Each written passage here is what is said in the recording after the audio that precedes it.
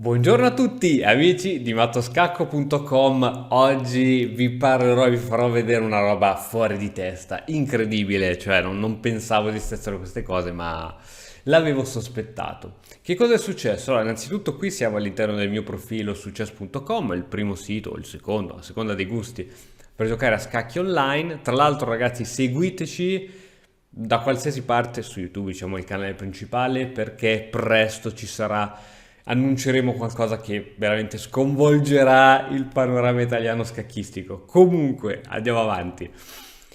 E stavo qui che stavo giocando su chess.com e a un certo punto a me piace giocare gioco rapid, cioè non particolarmente veloce, non blitz, ma dove fai partite almeno un pochettino ragionate. E a un certo punto incontro un maestro FIDE. Ho detto, cazzarola, questa è la mia occasione, sai, se mi porto a casa una partita vinta o anche un pareggio, insomma, poi me lo segno nel curriculum per tutta la vita, no? Allora faccio questa partita e fatto sta che, insomma, è anche una buona partita, secondo me, la partita finisce in pareggio. Andiamo a vedere, se faccio clic su partite, vediamo la lista delle ultime mie partite giocate, ed eccola qui, questa partita del 9 ottobre, tra l'altro lui ha giocato molto bene, 97,2 di precisione, e basta, ho pareggiato contro questo giocatore. Però se andiamo a vedere, il suo punteggio è di 1856. Maestro FIDE 1856, e il Maestro FIDE ti ricordo che gli tocca 2003. Ok, che magari è sceso, ok, che magari non è in forma, ok, che magari non ha più toccato la scacchiera per 10 anni, comunque ce ne vuole a perdere 500 e passapunti, no? E allora, insospettito, vado sul suo profilo. Vado sul suo profilo, cazzarola, maestro fide, cioè questo è veramente maestro fide. Vado qui, vado a vedere più o meno i suoi punteggi e lui si aggira tra i 1900, 1800, insomma, un pochettino come il mio punteggio, no? Ho detto no, qui c'è qualcosa che non va. Tra l'altro perde, no? Ha perso contro questo 1856, ha perso contro 1870, 1847, quindi, cioè, va bene.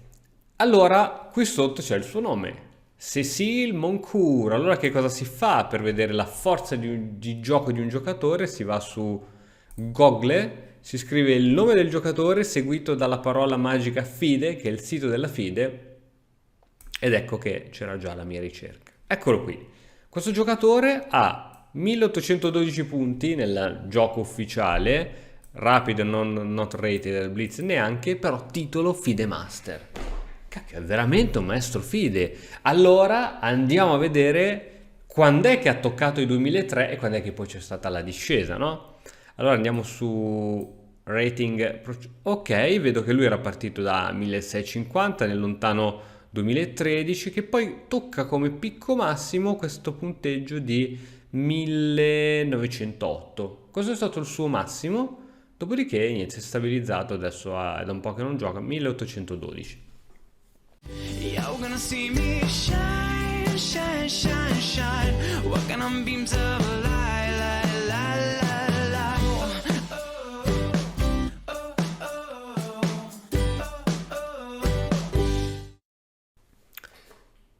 Ma come ha fatto a diventare maestro FIDE? Non ha mai superato neanche i 2000? Com'è possibile? Allora, quando succedono queste cose, ragazzi, qui c'è una sola persona che può spiegarmi questo magheggio, che cosa è successo. Chiamo Nicolò. No, non chiamo Nicolò, gli mando un audio, gli spiego che ho pattato con un maestro FIDE, tutto felice, e lui mi risponde in questo modo. Ci sono dei paesi dove realmente giocano quattro gatti, tipo Bahamas, Angola, non so, Puerto Rico, comunque questi paesi piccolissimi che nessuno sa dove si trovano, e dove si può prendere il titolo di maestro FIDE in due modi: o nelle competizioni giovanili, quindi non so, diventi campione giovanile under 16 delle Bahamas e ti danno il titolo internazionale, oppure alle Olimpiadi, dove giocando con la squadra olimpica in realtà poi ti servono tipo 5 punti su 13, ed essendo tra virgolette il Bahamas sempre nelle ultime scacchiere, chi distacca poi alla fine questi 5 punti riesce a farli. E in realtà c'è anche un altro modo, che è nelle competizioni mondiali o europei, dove se ti classifichi credo nei primi 10 ti danno il titolo di maestro FIDE, e se ti classifichi nei primi 4 ti danno il titolo di maestro internazionale, e per chi vince ti danno in automatico quello di grande maestro. Credo che sia qualcosa del genere, se non hanno cambiato. Però diciamo che questo maestro FIDE delle Bahamas immagino che lo abbia preso in qualche competizione nazionale, così.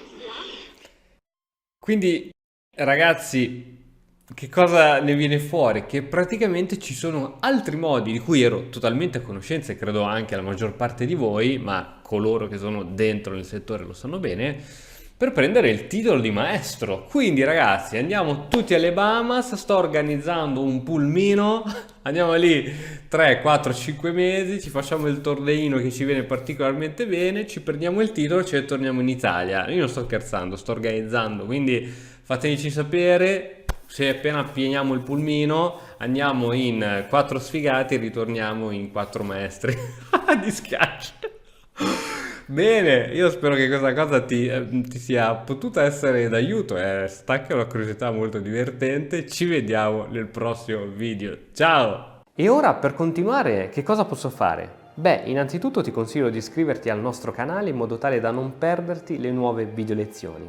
E poi puoi vedere il video che è stato più cliccato in questa settimana. Ci vediamo, ciao!